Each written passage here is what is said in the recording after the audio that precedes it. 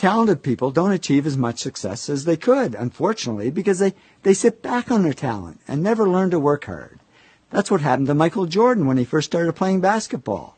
He had the talent, but he wasn't putting in the work, and the coach actually cut him from the high school basketball team.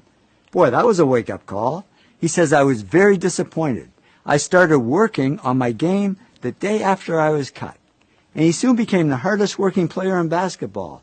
And that hard work is what made him the greatest basketball player of all time. So I'd say the real gift isn't talent, it's the ability to work hard. And we tend to underestimate work and overestimate smarts. But in the end, work wins over smarts. In fact, many successful people aren't the smartest. They just work the hardest. Francois Parenteau said to me, I'm certainly not that smart. I can't even remember my own zip code. But he also says, work is a big part of my life. I think about investments pretty much 24 hours a day, 7 days a week. Nez Hallett III is CEO of Smart Wireless.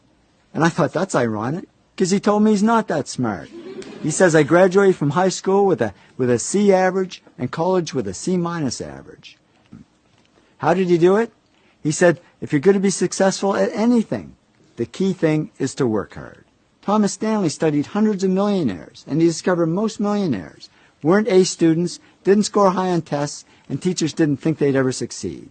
But they did succeed because they worked hard. Yong Kim, president of Lucent Technology, says people who are the smartest sometimes don't realize their full potential because things get too easy, so they don't push themselves hard.